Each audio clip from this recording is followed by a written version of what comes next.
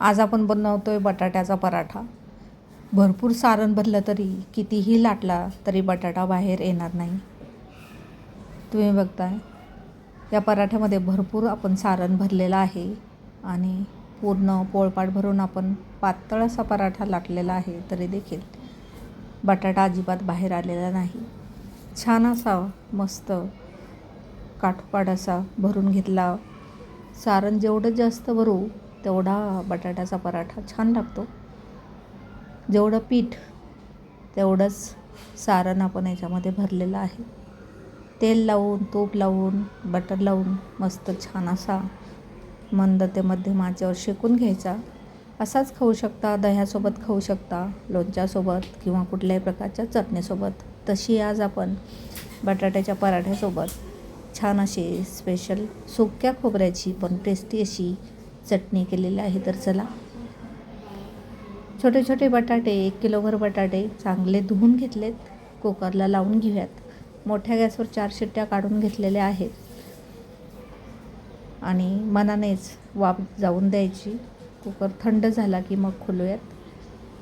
मस्त बटाटे उकडलेले आहेत, पाणी ओतून घ्यायचं आणि बटाटा गरम असताना त्याची साल काढून घ्यायची. आता बटाटा गरम आहे, चटका बसतो हाताला, तर पटापट साल काढायची असेल तर त्याच्यासाठी एक ट्रिक आहे. आपल्याकडे फोक असतात, एक फोक घ्यायचा, तो अशा पद्धतीने त्याच्यामध्ये घालायचा बटाट्यामध्ये आणि आपल्याला झटपट अशी दोन्ही बोटांनी साल काढता येते. गरमागरम बटाटा असतानाच पटकन साल निघते कधीही बटाट्याची. थंड झाला की थोडा वेळ लागतो, कारण ती बटाट्याची साल हाताला चिटकून बसते. हात भाजत असेल तर ओलसर हात करायचा, ओला हात असेल तर चटका बसत नाही आणि पटापट साल काढण्यासाठी असा फोकचा वापर करायचा. फोक असा बटाट्यामध्ये उकडलेला बटाटा असतो, सहज जातो आणि पूर्ण बटाट्याची साल आपल्याला एकदम चटका न बसता गरमागरम वाफाळत्या बटाट्याची साल आपण काढू शकतो. तर असेच मी सगळे बटाट्याची साल गरमागरम आहे तेच काढून घेते, कारण थंड झाल्यानंतर डबल वेळ लागतो आणि एकदम गरम असताना मस्त झटपट होतं काम. तर चला, सगळ्या बटाट्याची साल काढून झाली. आता चटणी बनवायची आहे. तर सुका नारळ आहे, ओला नारळ जो सुकलेला आहे, पाणी आटून गेलं आहे, तो फोडून घेतला. आता याची अर्धीच वाटी आपण घेणार आहोत चटणीसाठी. तुम्हाला हवं तर तुम्ही ओल्या नारळाची देखील अशी चटणी करू शकता. आता माझ्याकडे ओला नारळ नाही तर मी हा छान सुका नारळ वापरलेला आहे. गोड आहे तो, कारण पाणी त्याच्यामध्ये साठून गेलेलं आहे. पातळ अशा चकत्या करून घेते, जेणेकरून मिक्सरचं भांडंही खराब होऊ नये आणि चटणी देखील पटकन व्हावी. पातळ अशा चकत्या या अर्ध्या वाटी खोबरीच्या आपण करून घेतो आहे. मिक्सरमध्ये आपण त्याला पहिल्यांदा फिरवून घेणार आहोत. याच्यासोबत आपल्याला डाळवं घ्यायचं आहे. डाळवं चटणीमध्ये घातलं म्हणजे पाणी एका बाजूला आणि चटणी म्हणजे खोबरं एका बाजूला असं होत नाही, बाइंडिंग येतं चांगलं त्या चटणीला, म्हणून डाळवं घातलेलं आहे 2 चमचे, पोहे चमचे. आणि खोबरं आणि डाळवं पहिल्यांदा सुकंच फिरवून घेतलं आहे, हे पहा अशा पद्धतीने. आणि मग बाकीच्या वस्तू आपण याच्यामध्ये घालणार आहोत. सगळंच एकसाथ घातलं म्हणजे कोथिंबीर वगैरे, तर मग चटणी पटकन बारीक होत नाही. म्हणजे वेळ कमी लागण्यासाठी या सर्व टिप्स आणि ट्रिक्स आहेत. तर एक मोठी लसणाची कांडी घेतलेली आहे, सध्याचा ओला लसूण आहे. तर याच्यातल्या 4-5 मोठाल्या लसूण पाकळ्या मी या चटणीसाठी घालणार आहे. बाकीचा लसूण आपण भाजीसाठी वापरणार आहोत. आणि मोठाल्या कांड्यात म्हणून त्याचे तुकडे मी करून घेतलेत. आता इथे भरपूर हिरवी कोथिंबीर देठाचं आपल्याला घालायची आहे.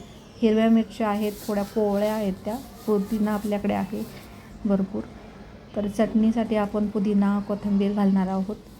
थोडासा पुदिना आणि कोथिंबीर आपण जे वाटण बनवणार आहोत बटाट्याच्या भाजीसाठी त्याच्यासाठी लगेच काढलेलं आहे. तर आता पहिल्यांदा आपण चटणीची तयारी करतो आहे. तर चटणी आपण पहिल्यांदा फिरवून घेऊयात. मिक्सरला अर्धी फिरवून झाली, खोबरं आणि डाळवं. तर त्याच्यामध्ये आता आपण बाकीचं साहित्य घालूयात. तर पुदिना धुवून चांगला घेतला आहे, गावरान असा मस्त पुदिना आहे. 4-5 हिरव्या मिरच्या आहेत, कोवळ्या आहेत, जास्त तिखट नाही म्हणून 4-5 घातल्यात. तुम्ही हवं तशा घालू शकता. आता कोथिंबीर घालताना देठाची साईड तोडून घातली, जेणेकरून जशी तर तशी कोथिंबीर घातली तर ब्लेडमध्ये अटकते आणि चटणी पटकन फिरत नाही. आता आलं घालताना देखील पटकन बारीक व्हावं म्हणून तुकडे न घालता मी हे किसून घेतलं आहे. चांगलं 1.5 इंच आलं मी इथे घेतलेलं आहे. चवीनुसार मीठ येथे आपण घालतो आहे आणि मस्त टेस्टी ही चटणी होण्यासाठी आपल्याला याच्यामध्ये 1 मोठा चमचाभर दही घालायचं आहे. चांगलं घट्ट ताजं दही आहे. थोडंसं पाणी घातलेलं आहे आणि मीठ देखील आपण याच्यात घातलं आहे चवीनुसार. आता याला आपण असं फिरवून घेऊयात. अजून पाण्याची गरज पडणार आहे कारण सुकं खोबरं आहे. थोडंसं पाणी घातलं, पण एक गोष्ट खूप महत्त्वाची, याच्यामध्ये आईस क्यूब म्हणजे बर्फ आपल्याला घालायचं आहे. बर्फ घातलं की चटणीचा कलर तसाच्या तसा राहतो आणि जास्त वेळ टिकते देखील. मस्त आईस क्यूब 2-3 आईस क्यूब घातले, चटणी मस्त फिरवून घेतली. चटणी आपली तयार झालेली आहे. ही बटाट्याच्या पराठ्यासाठी आपण चटणी केलेली आहे. मस्त दह्याची, सुकं खोबरं घातलेलं आहे, पुदिना, कोथिंबीर भरपूर, मस्त झटपट आणि टेस्टी अशी ही चटणी आहे. हिला मी तडका देणार नाही, अशीच खायची आहे. तुम्हाला हवं तर तुम्ही तडका देखील देऊ शकता. जास्त वेळ टिकवायची असेल तर दिवसभर ही 4-5 तास टिकेल चटणी आणि गरमी असेल तर 4-5 तास टिकेल. थंड वातावरण असेल तर अजून 2-3 तास एक्स्ट्रा टिकेल. पण तुम्हाला जर पूर्ण दिवसभर किंवा दुसऱ्या दिवशी हवी असेल तर तुम्ही त्याला तडका दिला तर ती खराब होणार नाही. तर मी एका डब्यामध्येच काढले जेणेकरून झाकण लावून ठेवून देता येईल. तर बाजूला ठेवली आहेत. आता आपण बटाट्याच्या पराठ्यासाठी सारण म्हणजे बटाट्याची भाजी करणार आहोत. तर त्याच्यासाठी मी लाल सुक्या मिरच्या, एकच हिरवी मिरची होती म्हणून लाल सुक्या मिरच्या घातल्यात, 5-6 तिखट आहेत त्या. आता 7-8 लसूण पाकळ्या आपल्याला इथे घालायच्या. लसूण घालूयात आणि आलं घालायचं आहे 1 इंचभर. भरपूर 1 किलोभर बटाटे आहे त्याच्यामुळे भाजी हे सारण तिखट होण्यासाठी मी तिखट मिरच्या वापरलेल्या आहेत. आलं देखील चांगलं 1 इंचभर घालते आहे. लसूण पाकळ्या आहे, ताजा लसूण आहे, मोठा पाकळ्या, तो आपण घालून घेतला आहे. याच्यामध्ये देखील पुदिना थोडासा, कोथिंबीर देठाचं आपण घालून घेतो. हे वाटण आपण फिरवून घेऊयात. तर चला, वाटण तयार झाले. आता बटाट्याची भाजी आपल्याला गरम करायची आहे. त्यासाठी लोखंडाची कढई ठेवली गॅसवर. कढई तापली, 2 पडी, त्याच्यामध्ये तेल घातलं. आता तेल चांगलं तापलं, याच्यामध्ये मोहरी घातली थोडीशी. तेल तापलं म्हणजे मोहरी लगेच फुटते. आता जिरं घातलं आहे. जिरं मी इथे भरपूर वापरलेलं आहे. तुम्ही हवं तर जिरं पावडर देखील घालू शकता. जे वाटण आपण वाटून घेतलं होतं ते घातलं. आता हे वाटण आपल्याला मंद आचेवर थोडंसं तळून घ्यायचं आहे तेलामध्ये.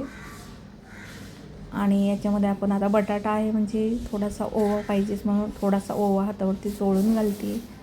याच्यामध्ये आपण कसुरी मेथी घालणार आहोत. बटाट्यामध्ये कसुरी मेथी खूप छान लागते. तर थोडीशी कसुरी मेथी हातावरती चोळून घालूयात. आणि याच्यामध्ये आपल्याला घालायचे आहे बडीशेप. बडीशेप बटाट्याचा कुठलाही पदार्थ असेल, अख्खे धने असतात त्याला थोडेसे क्रश करून, भरपूर जिरं आणि बडीशेप. तर बडीशेप घालताना आपल्याला ती थोडी कोळी अशी घालायची आहे. तर हळद मी पहिल्यांदा घालून घेते. पावडर मसाल्यांमधून फक्त आपल्याला हळद आपण येथे घातली. लाल मिरची पावडर मी घातली नाही कारण लाल मिरच्या सुक्या आपण वाटून घेतलेल्या आहेत. तुम्हाला हवं तर तुम्ही लाल मिरची घालू शकता, हिरवी मिरची ऑप्शन तुम्ही तुमच्या आवडीनुसार निवडू शकता. त्याने देखील चवीला थोडाफार फरक पडतो. तर आता बटाटा आहे त्याच्यामुळे हिंग पाहिजेच. तर हिंग घातलं आपण आणि वाटण मिक्स करून घेऊया चांगलं. आता याच्यामध्ये आपल्याला बडीशेप घालायची आहे. बडीशेप कधी पदार्थामध्ये वापरताना ती अशी कोळी अशी वापरायची. ती थोडीशी गोडसर असते आणि पराठ्यामध्ये मस्त अशी ती क्रंची लागते, दाताखाली आलेली छान लागते, म्हणून थोडीशी जास्त घातलेली आहे. आता हा एक कोथिंबीरीचा दांडा आहे तो मी काढून घेते कारण पराठ्यामध्ये तो आपल्याला त्रास करेल नंतर. आता हे आपलं जे मसाला आहे सारणाचा तो मस्त चांगला तळला गेलेला आहे. तर आपल्याला बटाट्याचा पराठा करायचा आहे. त्याच्यासाठी बटाटा चांगला मॅश आपल्याला करायचा आहे. तर हाताने करताना आपण हातानेही करू शकतो, पण एखादी फोड तशीच जाते म्हणून असे किसणीने मी किसून घेते बटाटे. तुम्ही मॅशरने मॅश देखील करू शकता. मी अर्धे असे किसणीने किसून घेतलेत आणि अर्धे मॅश केलेत मॅशरने. तुम्हाला हवं तर किसणी नसेल वगैरे तर तुम्ही तांब्याचा जो खालचा भाग असतो सपाट त्याने देखील दाबून घेऊ शकता बटाटा. चवीनुसार मीठ मी घालते. अर्धे बटाटे मी इथे किसून घेतले आणि लगेच थोडं मिक्स करून घेतलं कारण जे वाटण आहे ते खालचं जळू नये म्हणून. बाकीचे बटाटे मी मॅशरने मॅश करून घातलेले आहेत. तुम्हाला दिसतंय तिथे थोडेफार फोडी राहिलेल्या आहेत मॅशरने मॅश केल्यानंतर, त्यासाठी किसणीने किसून घ्यायचं. भाजी आपली मस्त तयार झालेली आहे.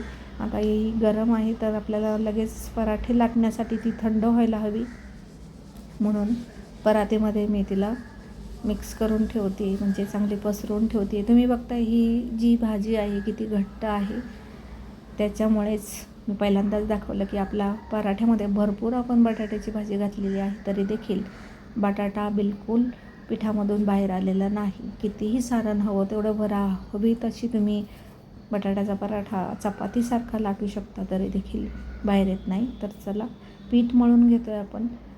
तर इथे गव्हाचं पीठ आपण फक्त मळून घेतो, याच्यामध्ये अजिबात मैदा नाही, कणभरही. चवीनुसार मीठ मी त्याच्यामध्ये घातलेलं आहे. आणि हे पीठ आपण कधी पण पराठा लाटण्यासाठी, पराठ्यासाठी पीठ हे पातळ असावं, एकदम घट्ट नसावं, किंवा मग जसं सारण असेल जेवढं घट्ट तसंच पीठ देखील असावं.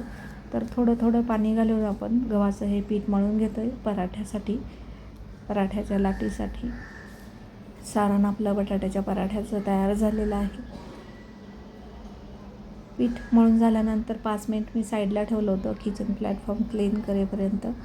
नंतर थोडासा तेलाचा हात लावून 1 चमचावर थोडंसं तेल टाकून मी याला मळून घेतलेलं आहे. तर तुम्ही बघता एकदम पातळ असं पीठ हे आपलं तयार झालेलं आहे. पुरणपोळीला जसं पीठ असतं तसंच तरच त्याच्यामध्ये भरपूर बटाट्याचं सारण बसेल. जेवढा पिठाचा गोळा घेतला आहे तेवढाच आपण बटाट्याच्या भाजीचं सारण घेतलेलं आहे, तरच तो चविष्ट लागतो आणि गरमागरम खायला मजा येते.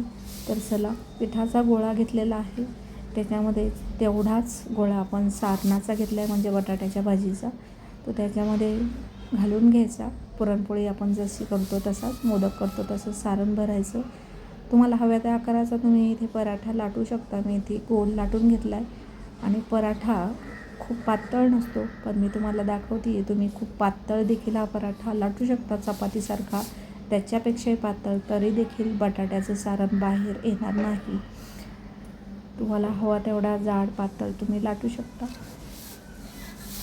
चवीला काहीही फरक पडत नाही. चवीला अतिशय उत्तम हा पराठा झालेला आहे. तेल, तूप, बटर काही लावून तुम्ही शेकून घेऊ शकता. मी पहिल्यांदा तेल लावून भाजलं आणि नंतर वाढताना त्याच्यावरती थोडंसं तूप टाकलेलं आहे. तर अशा पद्धतीने आपण मस्त असे बटाट्याचे पराठे तयार करू शकतो. भरपूर सारण घालू शकतो, तरी देखील ते निघत नाही, थोड्याशा टिप्स आणि ट्रिक्स फॉलो केल्या तर. व्हिडिओ पाहिल्याबद्दल थँक्यू.